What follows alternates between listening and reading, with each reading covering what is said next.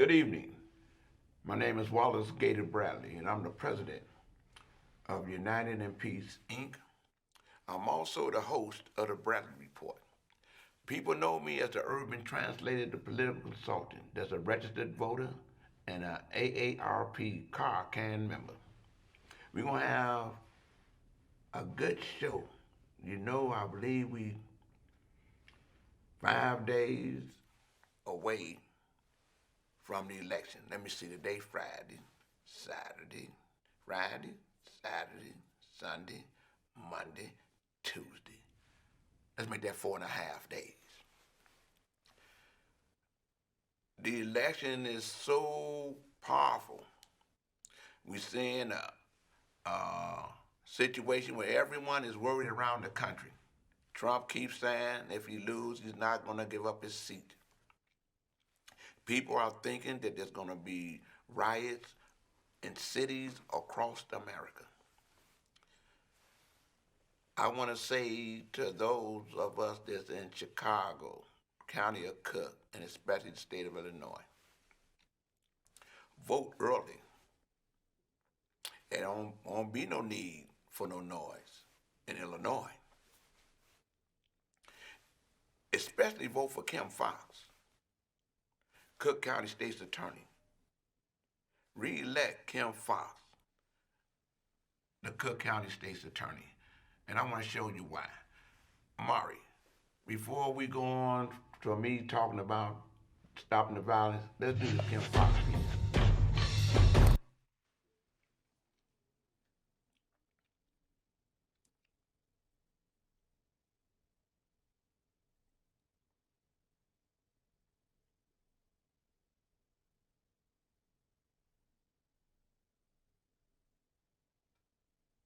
Yeah, so while we're getting here it is right here.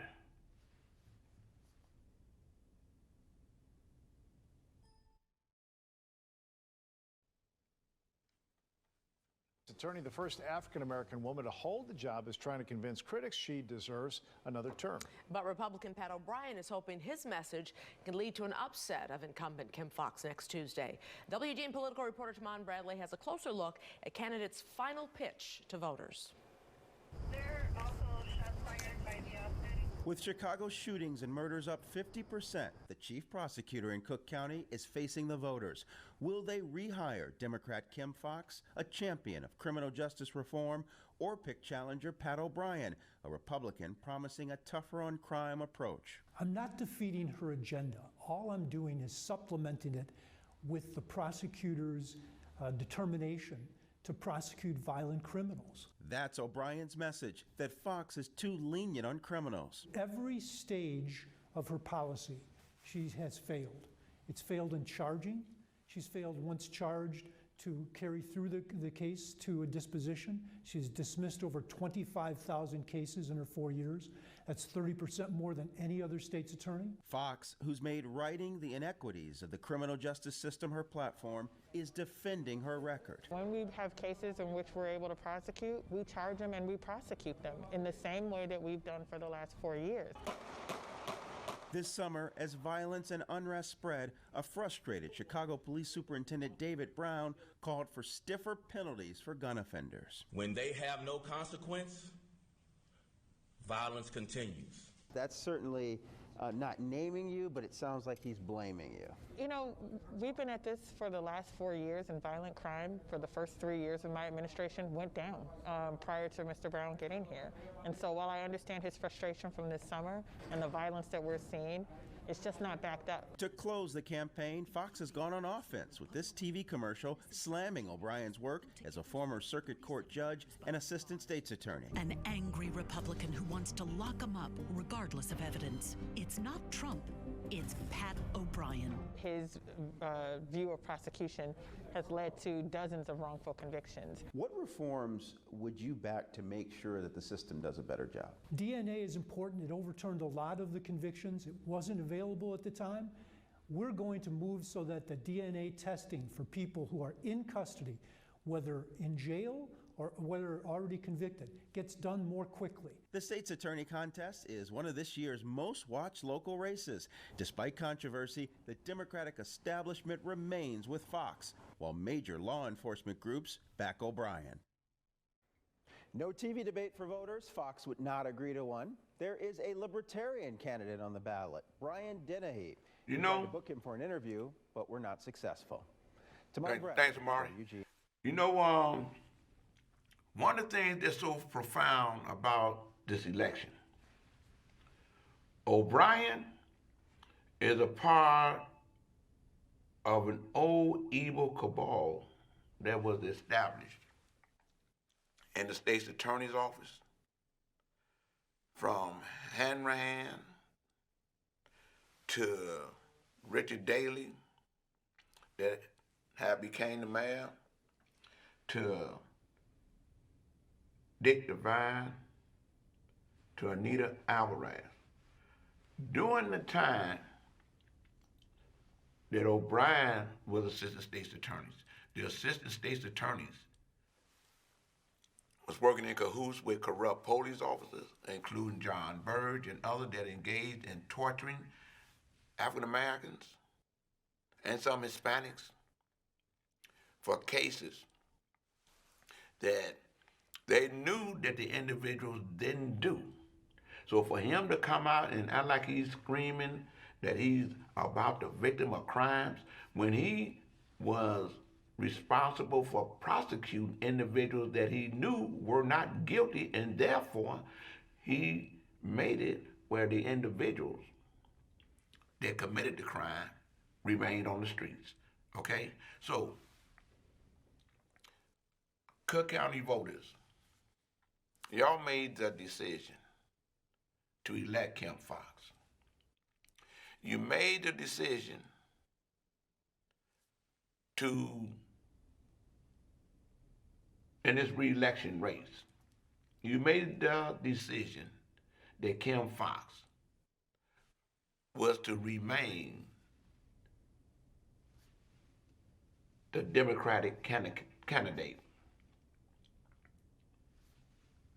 for Cook County State's Attorney. Because you know that she has put the work in to maintain criminal justice reform and create or bring integrity to that body of government with fair prosecutions. And I have to agree with her. Superintendent Brown, even the mayor, but I'm glad that the mayor is with Kim Foxx, okay? Because even she said, we can't afford to let the state's attorney's office to go back to the way that it was. Even during the primary, it was a billionaire's son that his dad gave him millions of dollars to run against Kim Foxx. But it reminded me of the election of Harold Washington over Epstein, I think that's his name, Bernie Epstein. People in the community feel, and I'm talking about African Americans, Hispanics, white people, feel that this is more about race than it is about the integrity of the office. So they have made a plan that they're going to get 2 bites at the apple to go at Kim. Even to the point of putting the worst candidate up there to run against Kim, which is O'Brien. And then when you see the Fraternal Order of Police marching and protesting against Kim with white supremacists, in the vernacular of Trump, because the majority of them are Trump supporters. And there's a few African Americans that's Trump supporters as well. against Kim Foxx. Because like even today or yesterday, police officers that was framing individuals and the individuals that they framed end up getting out of jail because that police officer that was responsible for framing them ended up going to the penitentiary himself. Okay?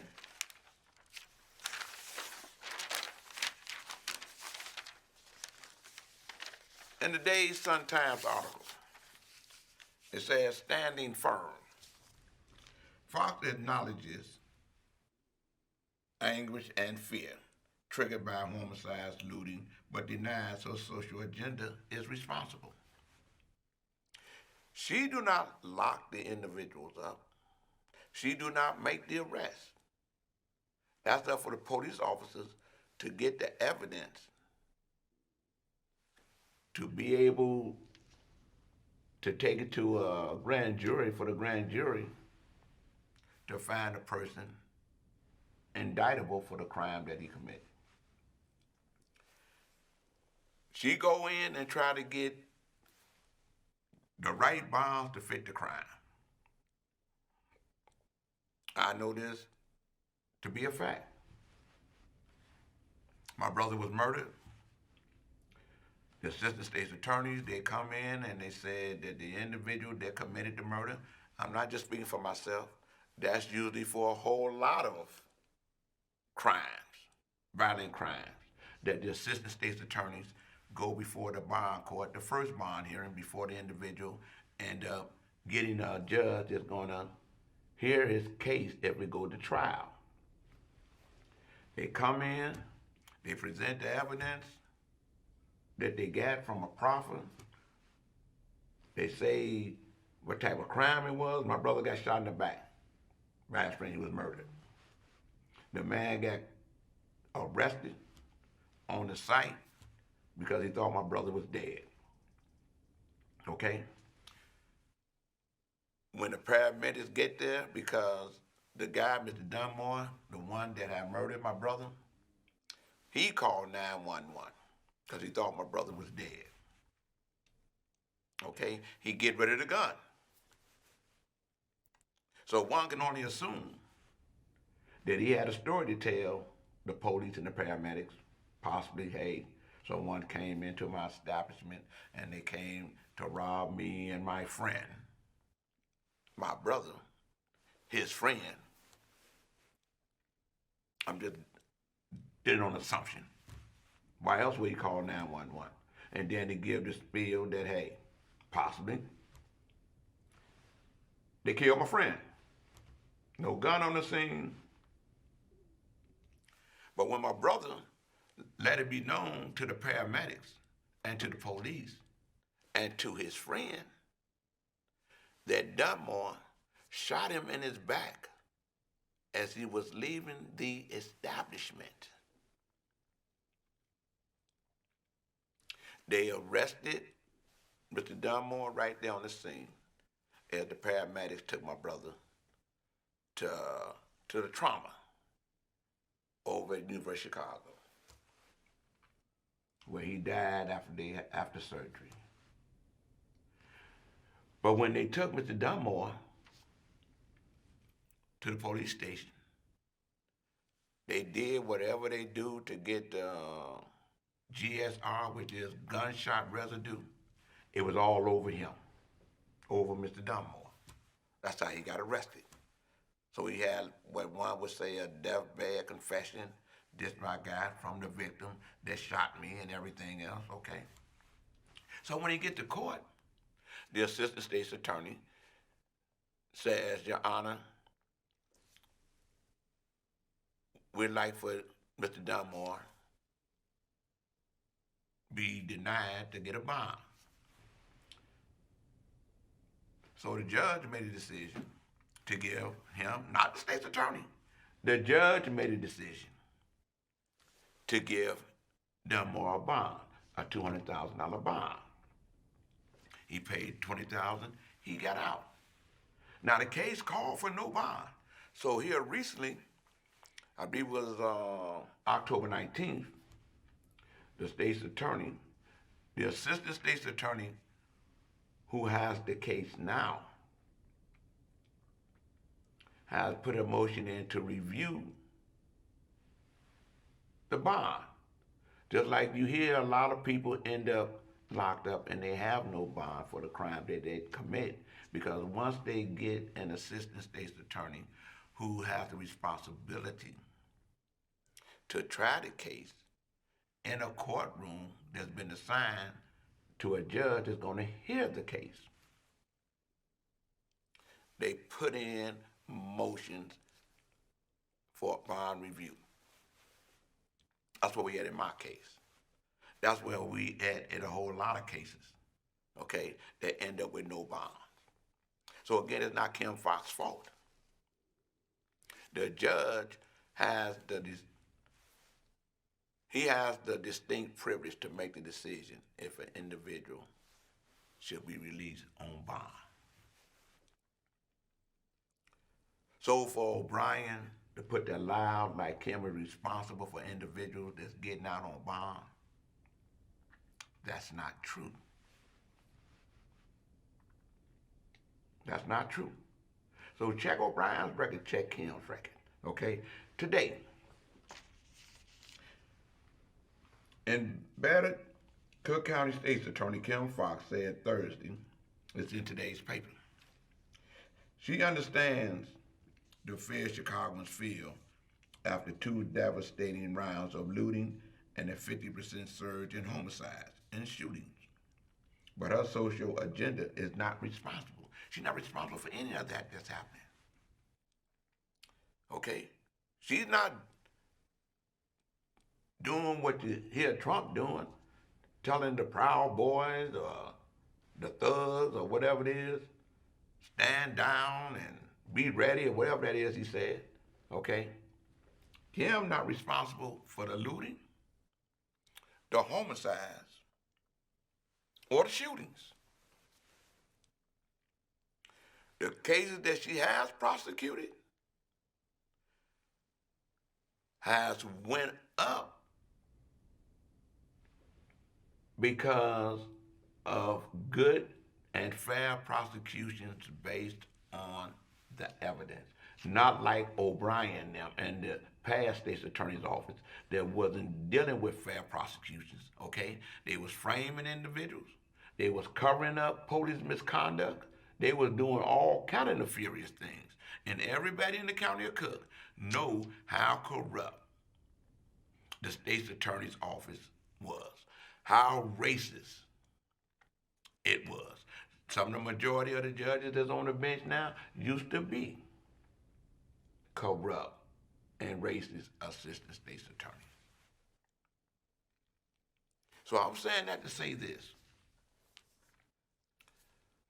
Voters in Cook County, I'm glad that a lot of us has came out and voted early. I'm seeing where across the country, they say 84, maybe 87 million people has voted early. Okay? They can't take a chance to try to mail it in because Trump and them is trying to suppress the votes any way that they can. So I'm appealing to the residents of Cook County. Please, please, vote and re-elect Cook County State's Attorney Kim Foxx, and vote yes when you get to 201 to retain a good judge, a fair judge, appellate court judge, and that's Aurelia Paczynski.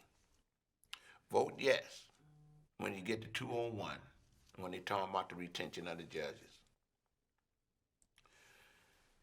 Now I want to go to another topic because politics is local. Everyone has to get involved, okay? And the wonderful thing, in my opinion, of this COVID-19 and this lockdown, or whatever they want to call it, it shot us into the world of Zoom.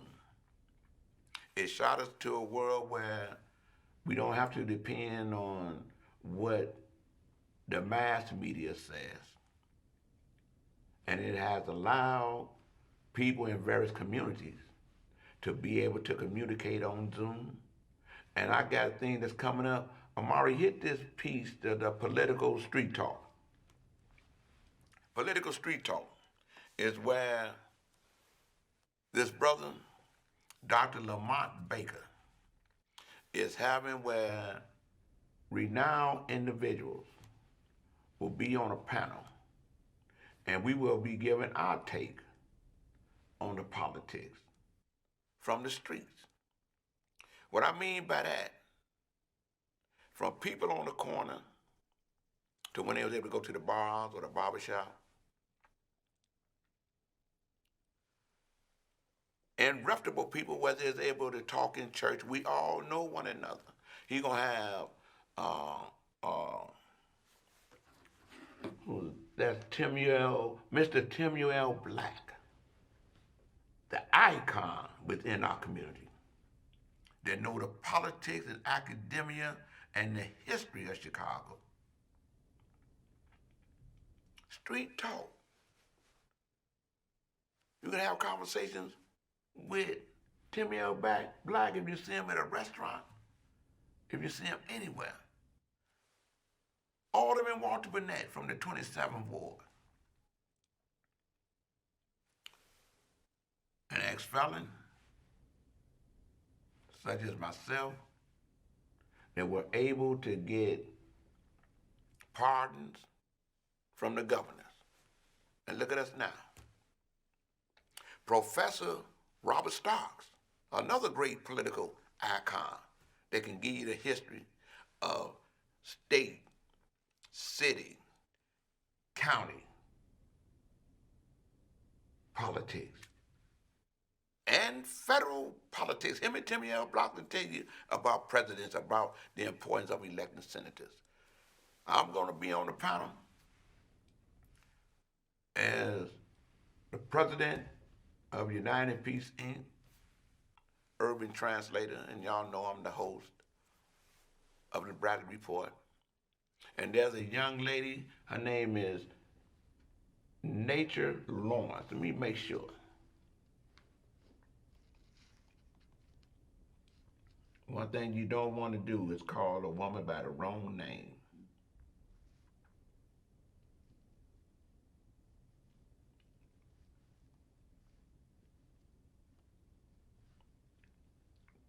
Okay, here.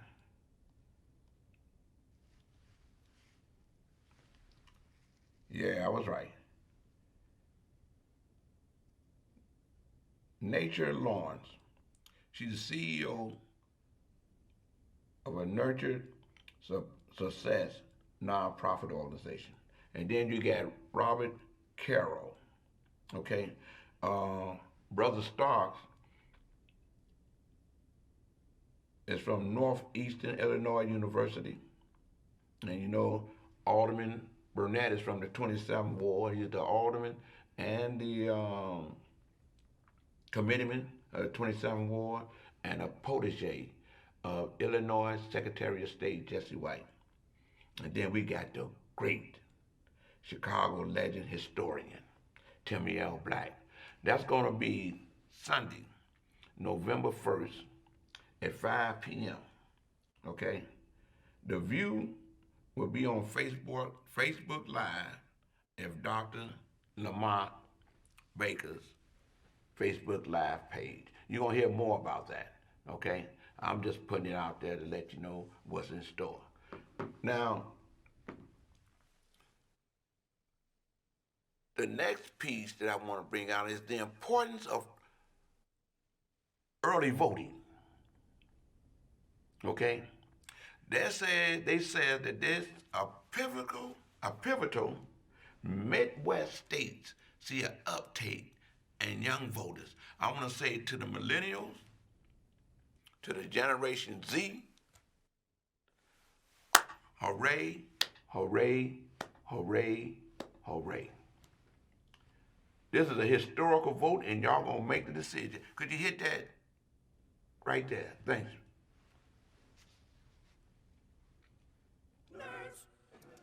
Thanks. Well, I can. No, I got it.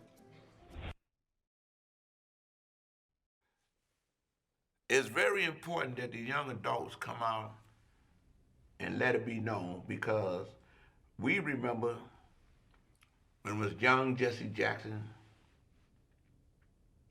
when it was young leaders back then that's now iconic leaders, like Mr. Lewis from Atlanta. We coming in right now. 1 minute is coming in. But today leaders with the Black Lives Matter movement, I mean, they moving. They letting it be known how serious it is, okay? They have no problem standing in line as if they was in South Africa. They know the seriousness of voting. They know that in order to get social justice, you got to get new leadership. You know what I mean? So the thing becomes, should be celebrated. they're the one Americans can't afford they're to going wait 3 hours to usher line. in It's a privilege a to be able new to do that. paradigm to make justice right, just like Lewis, Reverend Jackson, and others in the 60s, Martin Luther King, made it where we was able to get the right to vote because they were the young leaders of I have yesteryear. heavy shoes, I have my boots on, I've got my wallet. And it's a I've got wonderful my thing. All right, you ready? Hey, Marty, could you back that up a little bit? I feel it's one of the most important Right elections to the beginning. I've had in my lifetime, and I felt I didn't want any confusion on a mail-in ballot, so that's why we came early. Hey, Brother Marty, could you back it up a little bit right to the beginning? Okay.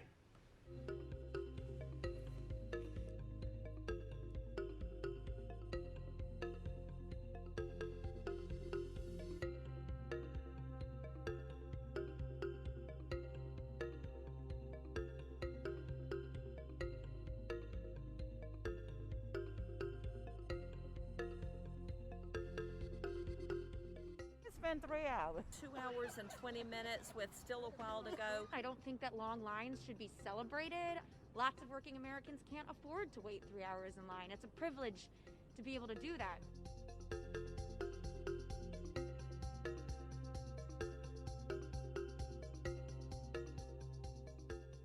I think it's rekindled like a spirit of democracy in a lot of people. It has in me. I have the mask, I have the thick coat, I have heavy shoes, I have my boots on, I've got my water, I've got my snack.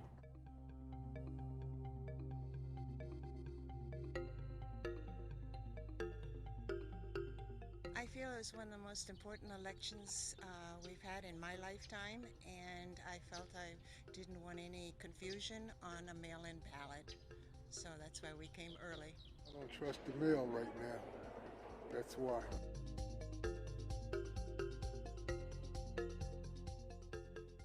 There are a lot of things this year that came up, like police reform and all those things, and those kinds of things happen at the local level.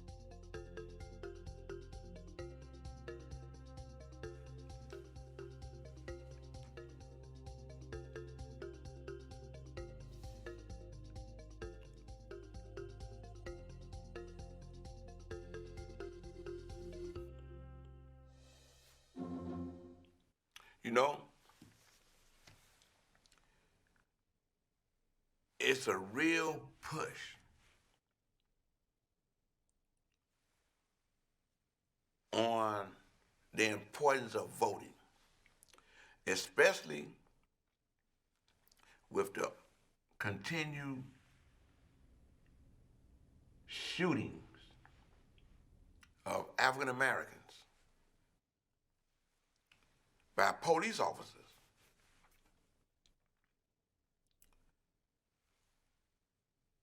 Either they're shooting them, called shooting, and the only charge is driving while black.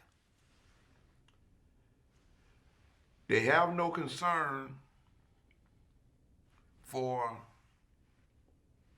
mentally ill individuals. The family can put a distress call through 911, and they can tell that or make mention that, hey, my son is erratic there, he's just running around. I'm gonna show you what I'm talking about.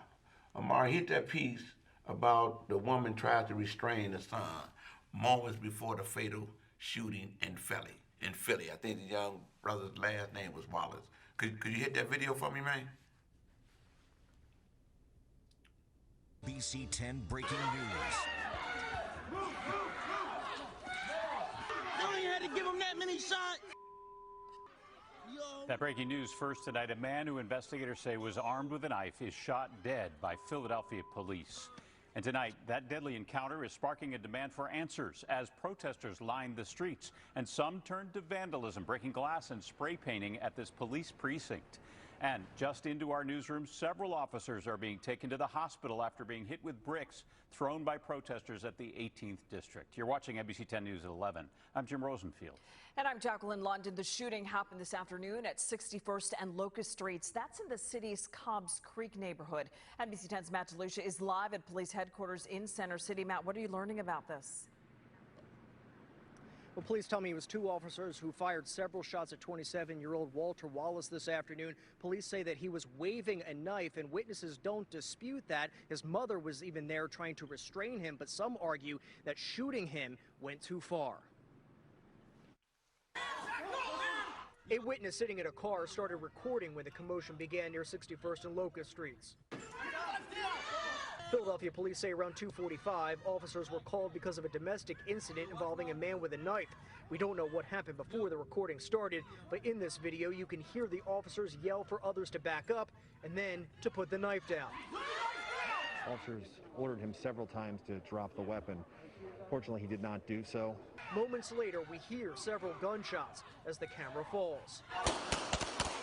We stopped the video due to the graphic content, but we could not see what happened at the moment of gunfire. Seconds later, the man's mother rushed over as witnesses tried to help the man as he laid on the ground. Family identified the man as Walter Wallace. People who know him say he loved his children and his family. He was a nice man, a wonderful man. Maurice Holloway watched the whole thing happen and helped officers put Walter in a police car to be rushed to the hospital. He believes it didn't have to end this way. I believe they could have took the right actions and possibly shoot him in his leg.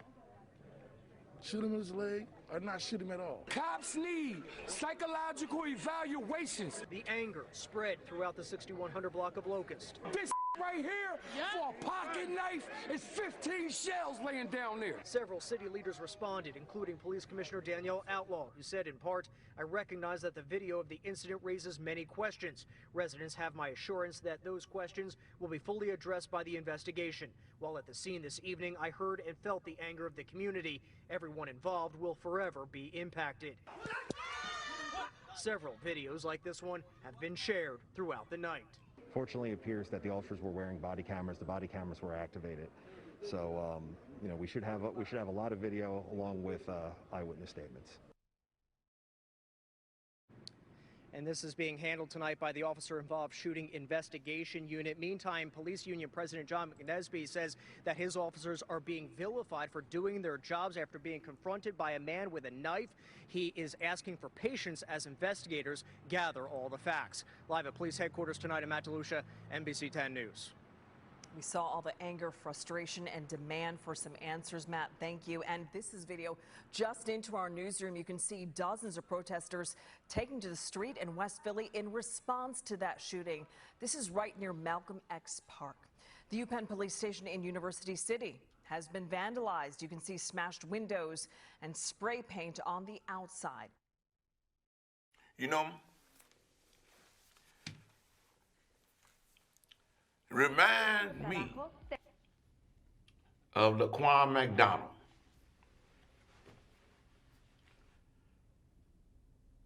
And they keep getting away. That's why you got to come out here and vote. That's the only way it's going to be changed this time for sure. You got to vote. watching that video. They ain't have to shoot that man. Like the man said, if you was gonna shoot him, you could have shot him in the leg. Or you could have tased him.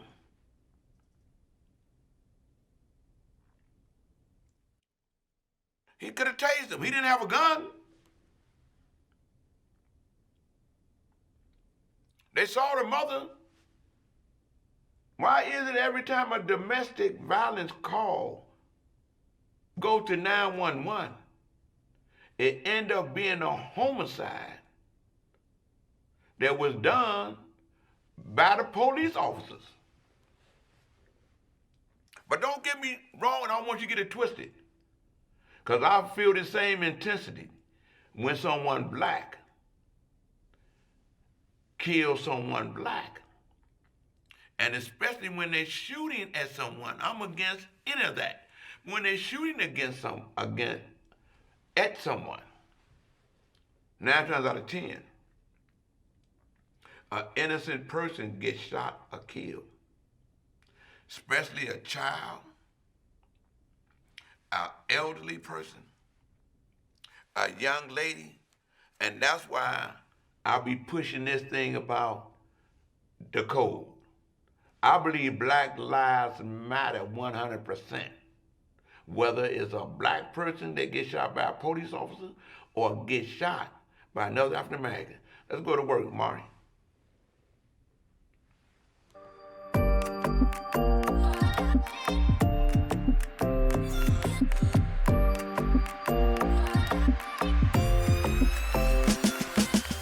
If you pick up that gun and you fire that gun,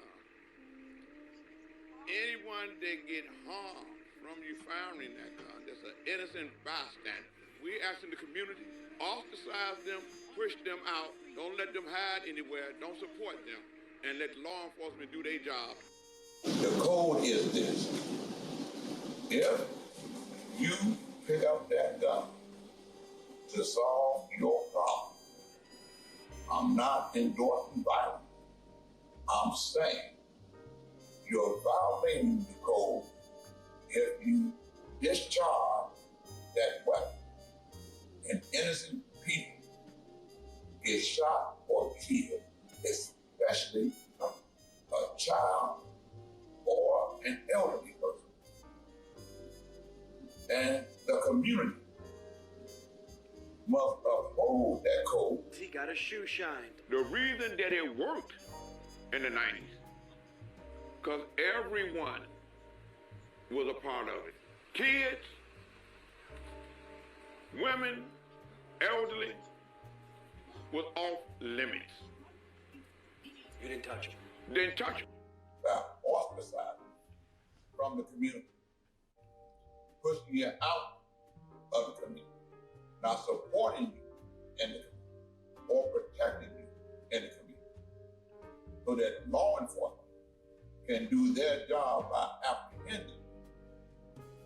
And the Cook County State's Attorney can do her job by making sure that you get a fair prosecution. This is so that there's no retaliation in the community because you discharge or you fire that weapon at your intended partner. We all got to come together. Those of you, my name is Wallace Gator Bradley. I'm the urban translator. I'm the president of United Peace Inc. We all got to come together to let it be known that Black Lives Matter everywhere. Regardless if a police shoot somebody that's black, it means twice as much to our community when someone black is shooting someone black. With at least 8 children under the age of 10 shot in the city in just 2 weeks, some are asking if that code still carries any weight. This is something that we got to do. Gator catches up with some friends on Calumet. That 1-year-old that got killed. His conversations of late have focused on kids getting shot. He says the rule still applies. We as men got to put it down and say, that still exists. It never left. We all got a responsibility. We all got a responsibility, man. But it never left. I'm putting a call out to all the brothers. You know what we do. put the word on the street that this is no longer tolerated. Me and Holmes work together, and we know how it works. We've been able to help individuals turn themselves in of the community, kick them out for law enforcement to come and arrest them. Now is the time. Just like it was the video from Miss Frazier that let everybody know about the awakening of George Floyd. Somebody got a video, or we need to use our videos to stop this senseless violence. And I believe that vengeance belongs to the Lord. And with that, I want to say, to God be the glory. And that's my story.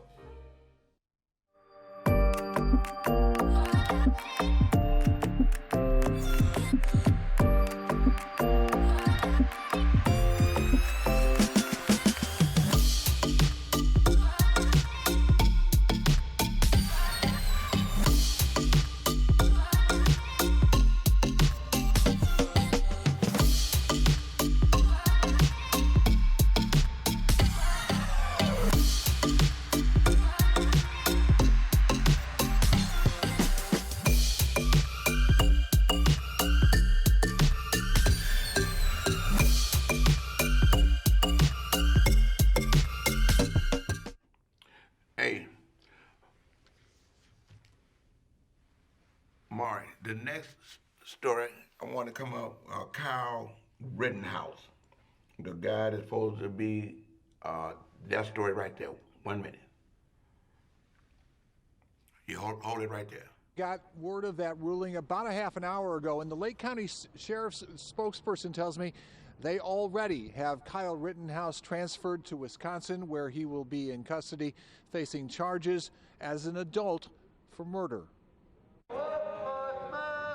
With demonstrators from Black Lives Matter making their presence known at the entrance of the courthouse, 8 stories above, Kyle Rittenhouse appeared before a judge deciding whether to send him back to Wisconsin to face murder charges. Prosecutors told Judge Paul Novak they believe the paperwork is in order and there's really nothing else to consider.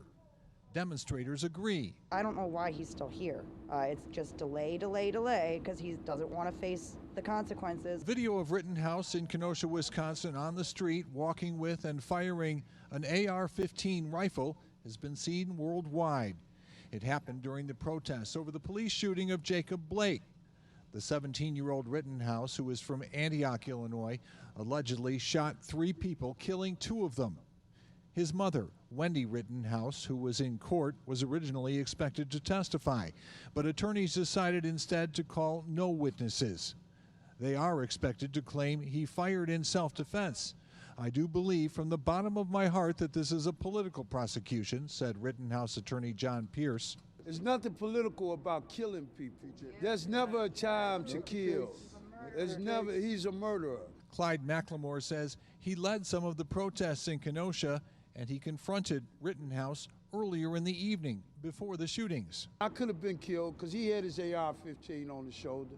I could have been shot and killed, but the people turned around and told me to leave, and we left and went on with our protests. Lake County Prosecutor Mike Nerheim spoke to the media just a short time ago, said this was the ruling he expected. He said it would be highly unusual for a judge to deny an extradition request. You know, what's so wild about that story?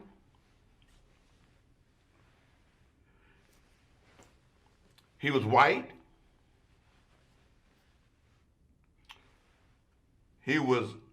He came from Illinois across the state lines with a weapon to cause bodily harm.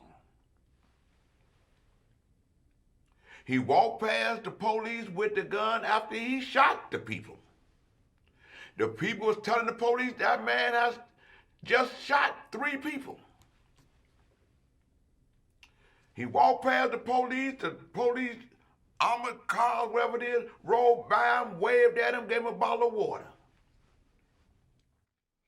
And he was able to get back to Illinois. That's why you got to vote. The militias can run wild until here recently, when they was making a plan to go kidnap and kill the governor of Michigan. All because she felt people should stay in and obey the rules because of the COVID-19. Yet, the way they shot down Wallace, he was mentally ill, waving a knife in the air when they could have tased him or shot him in his leg. They let this guy get back to Illinois. And to hear his lawyer talking about it was self-defense is a political trial.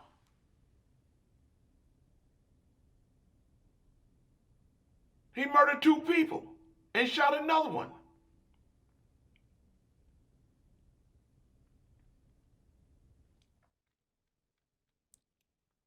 Black Lives Movement is dealing with ingrained racism that you're seeing before your eyes when you got a man that's running for president.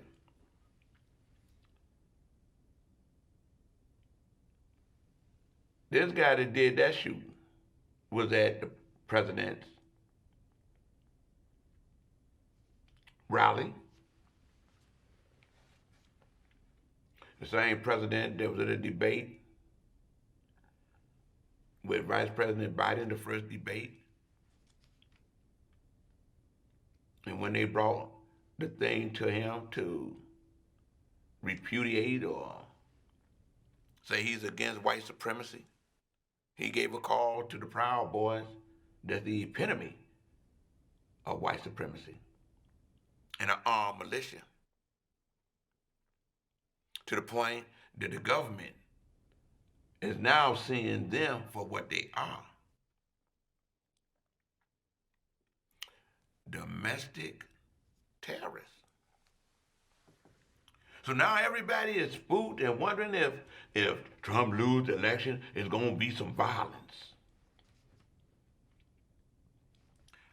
I know America. And one thing I know about America, they ain't going to let nobody disrupt America to the point that they think they can take it with armed violence. They're going to crush them. Those of us in Chicago, remember the 1968 Democratic Party convention.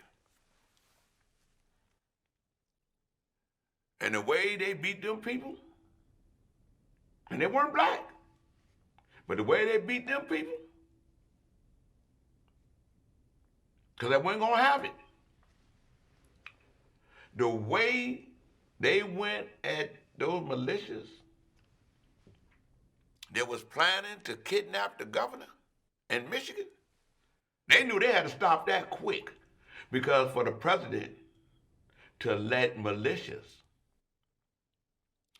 know in so many words that it's okay to hate America, and if I don't win, this is what we're going to do. Listen to what I'm telling you, especially African Americans that think they can be around those militias like it's okay. You gonna get it. They gonna serve you.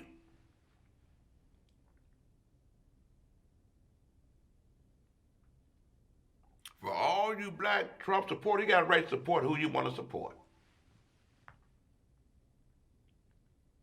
But understand this, it's going to be a price if there's some noise and violence behind this election.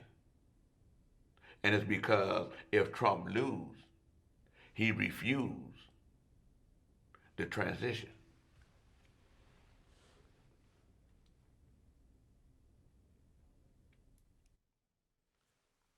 While we own government, and while we hearing that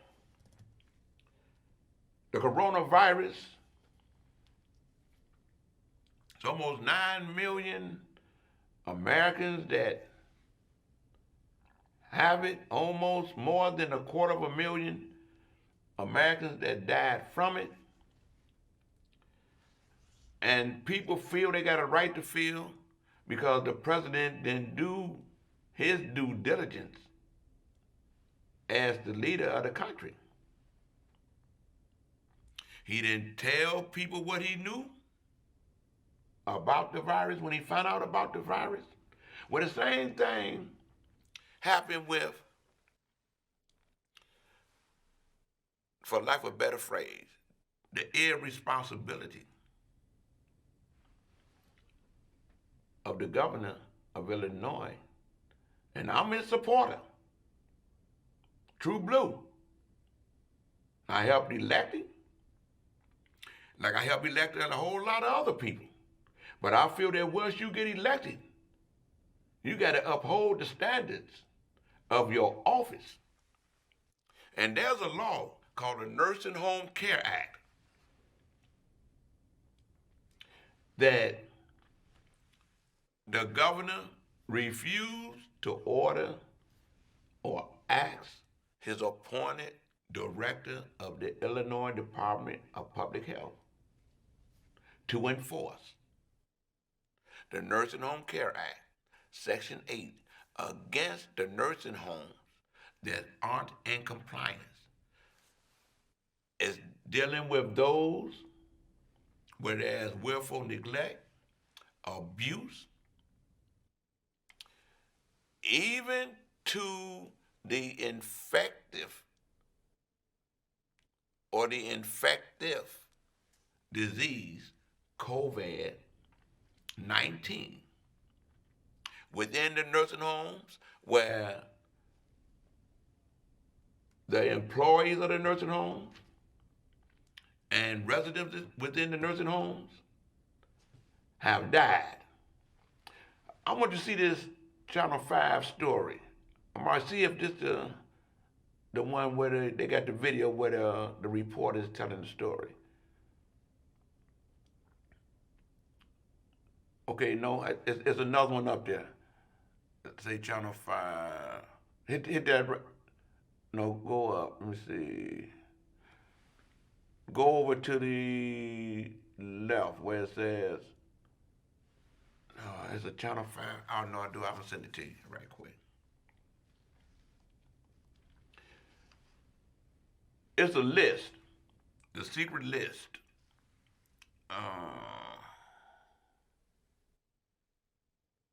Where Channel 5 did the story on it. Let me see. No. That's it? Yeah.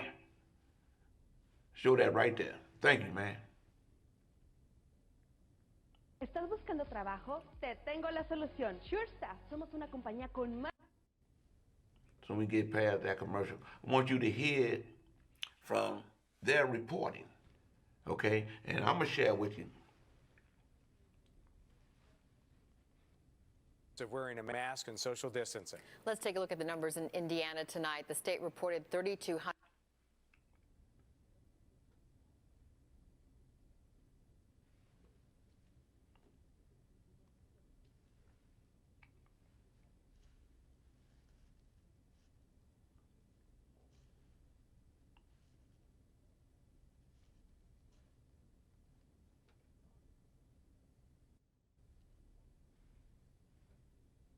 ¿Estás buscando trabajo? Te tengo la solución. SureStaff.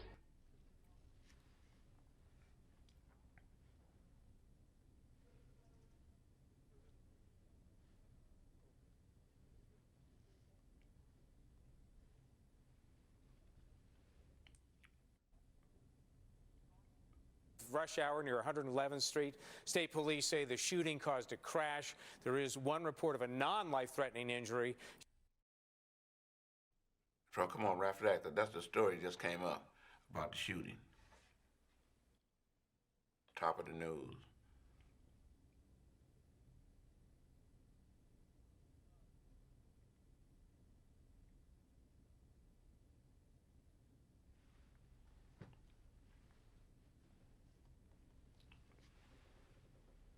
Anyway, while we trying to get that together. There's a secret list that the governor had, okay? No, that's a live feed. That's gonna take you straight to 6 o'clock news, I think. Oh, let me see, go up. Come down a little bit, Mari. Go up a little bit.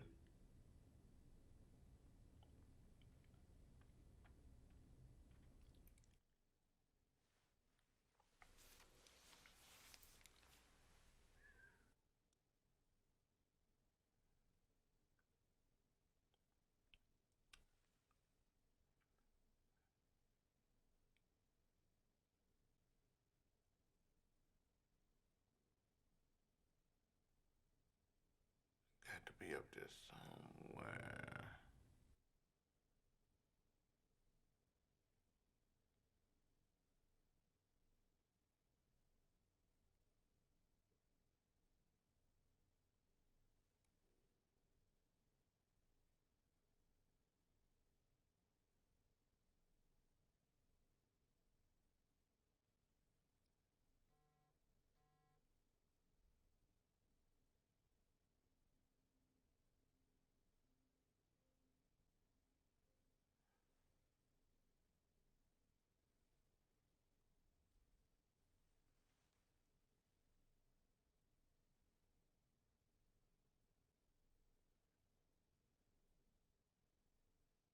No, that's what he's talking about, the bars. Anyway, the governor, ho. I see it. Go back up, Amari. It's gonna be to your right. Go up. Let me see. There it is right there. To your, that's the same one. Okay, come down. Bring the arrow down. You see what he got the arrow right there? Right there.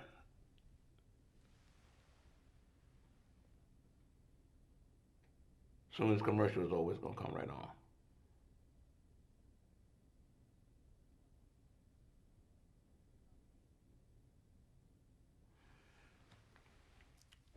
If you notice when the governor does his By the way, take a look at this. Steve Hurley up in Master Control is steering our camera that's on Michigan Avenue. That's the full moon. We're finding out that there was a list. You haven't heard them make mention of what's happening in the nursing homes or any of that. It's gonna come right after this, I believe, man. Okay, you haven't heard anything about. They're telling you about the deaths. They're telling you about how many people has been infected with the virus, but they never mentioned the nursing homes.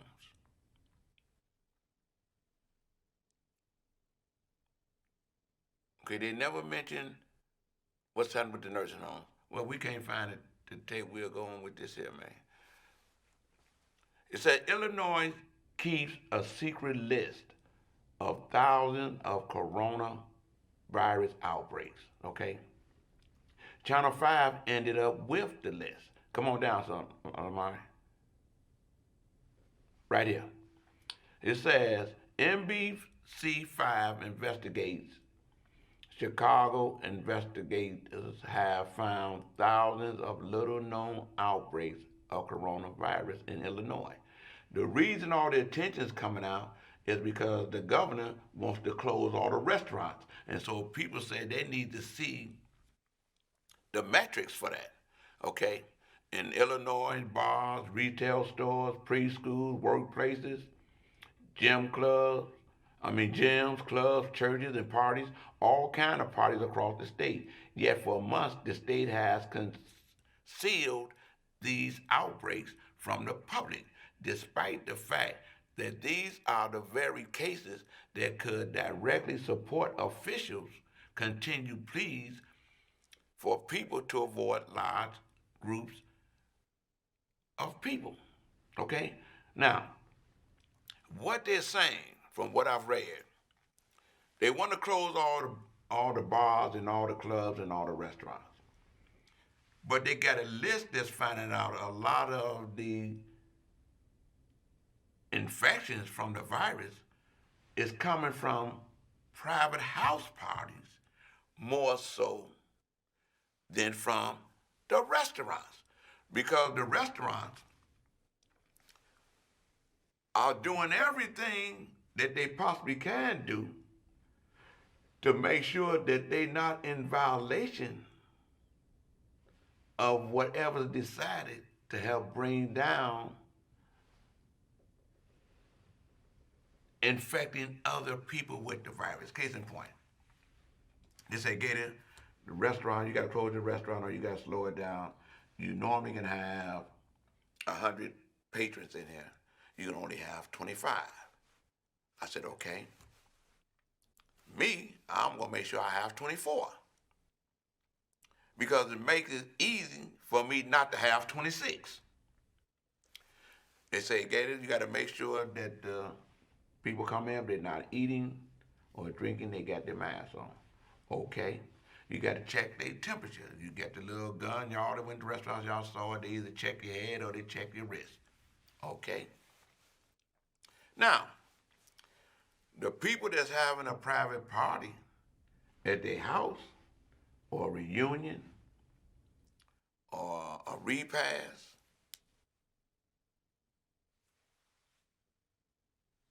they're not dealing with the restrictions as the bars and the restaurants are dealing with.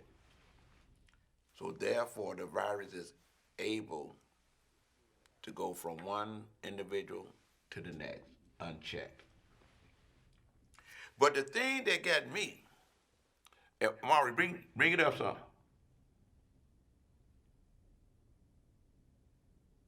Yeah, take it up a little bit. Take the story up. Go up some more. No, I'm sorry, my bad. Come down some more. Okay, hit the thing where it said read the full story.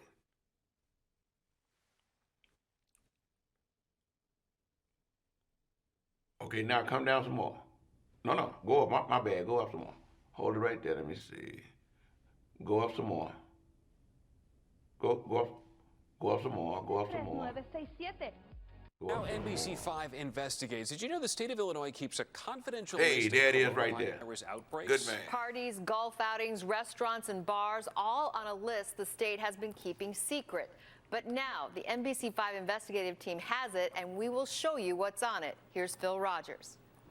Repeatedly since the pandemic began, state health officials have made urgent pleas for the public to get a clue and start exercising some self-control. Let's please think beyond ourselves and think about the people that we could unknowingly infect. It would, of course, help if the state had good, concrete examples of outbreaks in congregate settings. And it turns out they do. This secret database of outbreaks across Illinois was obtained by the Midwest Center for Investigative Reporting, working with the Brown Institute's Documenting COVID-19 project.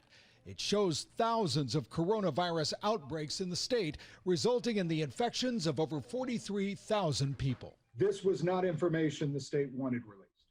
That's correct. The Midwest Center's Sky Chatty says the outbreak list, labeled confidential, do not share, was tendered to his agency by mistake as part of a larger document request. There's like stuff in here about graduation parties, proms, weddings, all stuff like that. There's a lot of those in there that are driving the spread of the virus. The report lists more than 2,500 outbreaks. The largest category, actually one of the few the state does make public, nursing homes and long-term care facilities, listing more than 27,000 staff and residents. But there are also major outbreaks at single sites, up to now kept secret from the public. Great Lakes Naval Training Center with over 400 documented cases, over 150 outbreaks at food production sites with nearly 3,000 cases there. The confidential report lists over 100 outbreaks at restaurants and bars, 72 at retailers ranging from big box stores to ma-pa grocery stores, 58 more at preschools, and 42 at churches. But what really jumps out are the individual events, the very type of gatherings the state wants you to avoid. Examples they could have been using for months to make their case. NBC5 Investigates found dozens of those in the report. Among them, a private party in Deerfield in August, which infected at least 18 people. 31 cases from a weight loss camp here in Chicago. Dozen infections at a recital at a downstate dance school.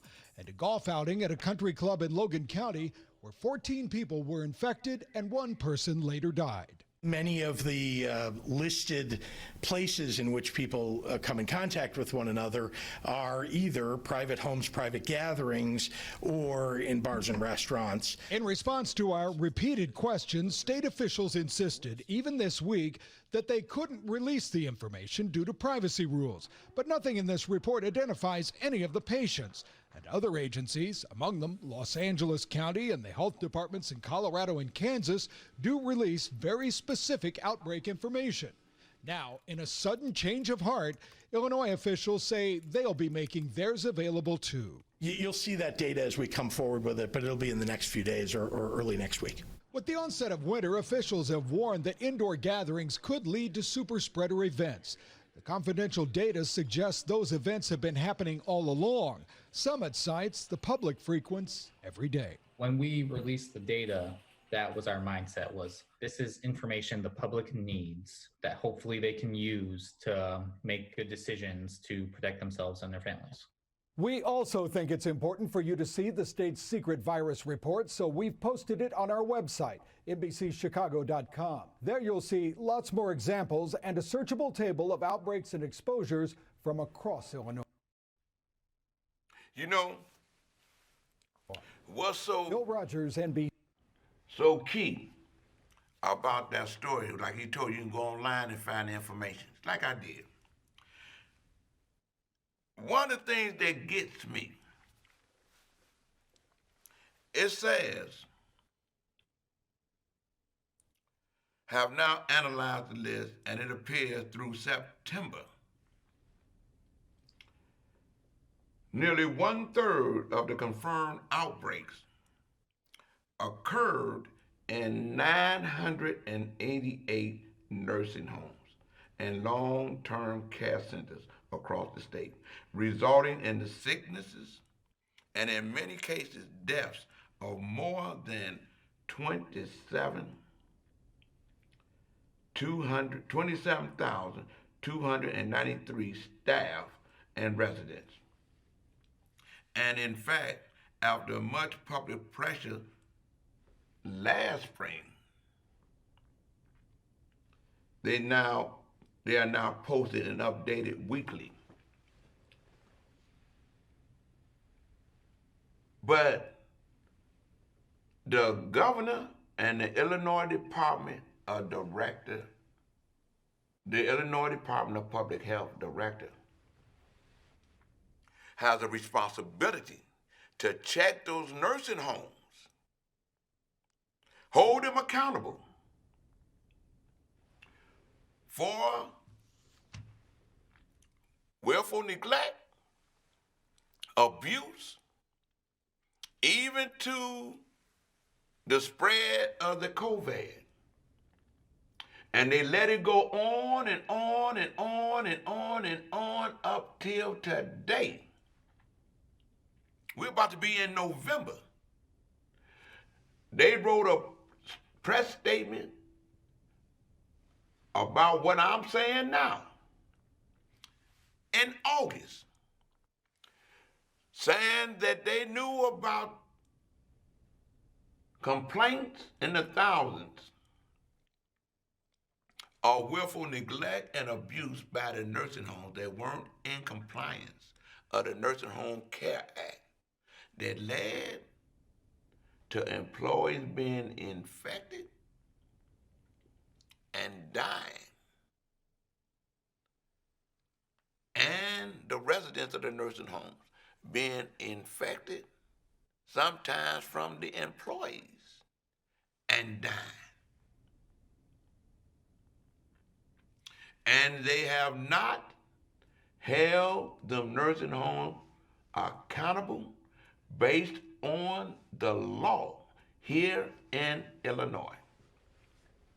The Nursing Home Care Act, Section 8.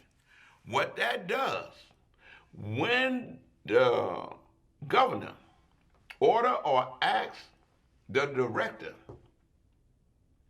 to enforce that law, an Illinois statute, to enforce that law, it unties the hands of the Attorney General and all the county state's attorneys, especially in Cook County, to go in, put them under receivership till they put a new managing crew in there to uphold the laws for them to be in compliance.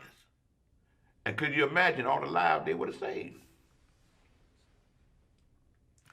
I don't know why they won't do it. I'm hearing about the power of the nursing home lobbying folks, or the industry, the nursing home industry lobbyists, where they got us looking at the lobbyists, ComEd and Madigan, but I don't know no one who have caught a disease from ComEd, or plugging in a light bulb, or have died. Now we found out they had this list, they knew all this. That's why the restaurants are screaming. That's why the businesses are screaming.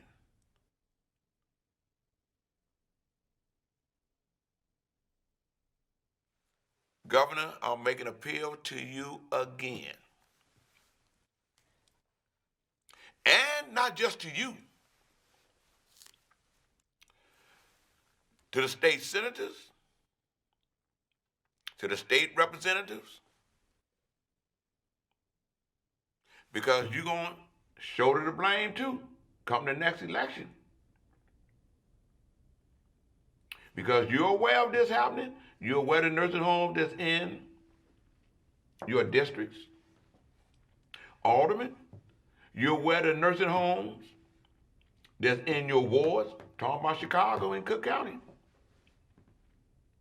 County commissioners, you're aware of the nursing homes that's in your district, especially the county, because y'all pushed and supported and passed a resolution called Save Our Seniors, based on the data that you was receiving about the spread of the virus and the death that was coming from the virus through the nursing homes.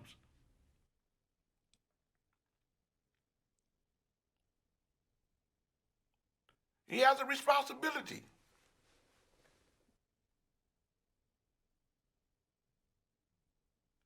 And I'm going to say this too. With all the money he got, he may do a commercial or pay somebody. Well, Gator just saying this because he ain't a part of the administration. We wasn't hired. Let me tell you this. Had he hired me, I would not have been silent about what I witnessed that's going on in them nursing homes. The media know I've been in press conferences in front of Westchester, Salva Westchester. They know Salva Westchester, Salva, the company, has been held accountable by the federal government to return $60-some million back to the federal government because of the wrong things that they're doing. We're seeing and reading how the Department of Justice is raiding nursing homes around the country. And they're coming in nights. And the headline's going to read, we came in here because the governor wasn't standing on his responsibility or supporting or enforcing the law to check bad nursing homes. And I ain't no Republican, I voted early. I voted straight blue Democrat. But I am a card-carrying member of the AARP. And I'm a black man that when I hear that the vast majority of the deaths in those that are infected with this disease are African Americans. So I feel real passionate and ashamed of African Americans that's elected and knowing this is happening in their respective wards, representative districts, state senatorial districts, and you silent. You silent. All you have to do is tell the governor, this is what's happening in my ward. This is what's happening in my district. The people elected me to be about their well-being, not just to come to them when I need their vote.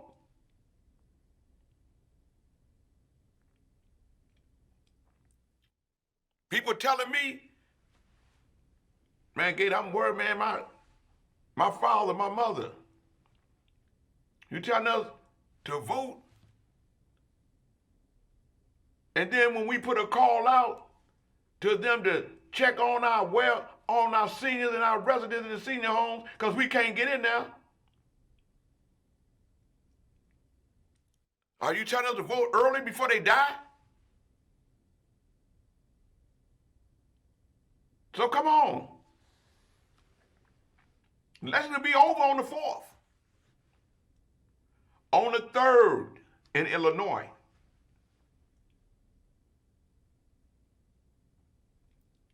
And the next election starts. And I'm telling you, ask the governor, all the state reps, state senators, everybody that's over a Hispanic caucus, a gay caucus, a black caucus,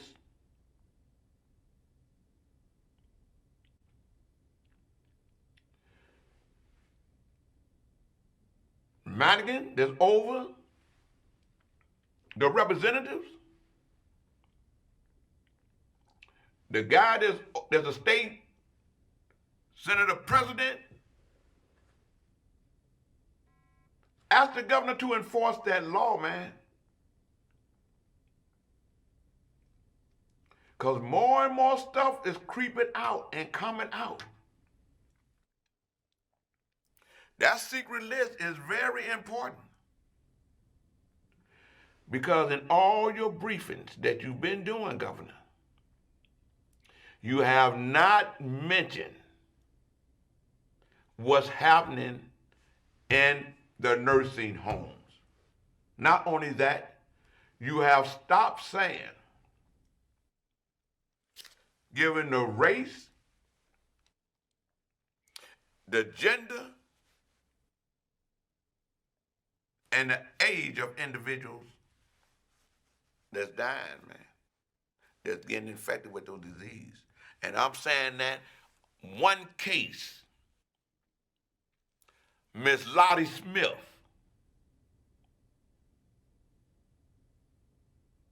her daughter, Loretta Brady, and mother's a resident in Westchester. Governor, you're aware of it. The Illinois Department of Public Health is aware of it.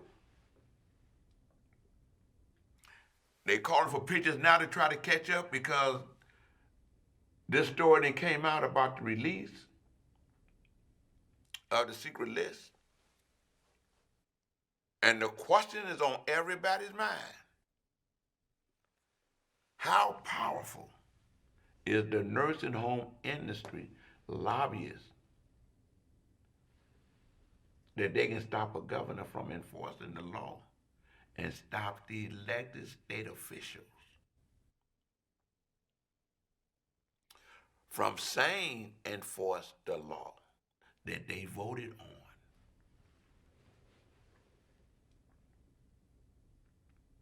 And with that, I want to say, get out and vote. It's very important that you vote so that we can get things right. And next week, I'm going to be talking about divesting. Call your elected officials and tell them to divest in McDonald's because they ain't been right. Pick up your Tribune. There's a story talking about McDonald's and how they ain't been right. Google the suits where they ain't been right to African-American franchisees. I talked about it on my show before. But the priority is to make sure that you get out there and vote. Re-elect State's Attorney Kim Foxx. Vote straight Democrat. Retain good judges, especially vote yes when you get to 201 to re-elect or retain Illinois Appellate Court Justice Art Baczynski. And I want to say vote, don't choke. And I want to say stay washed up, stay covered up, wear your mask, because I wear mine. And most importantly, stay prayed up. And I want to say, as I end this day, to God be the glory. That's Gator Story. Get out and vote and don't choke.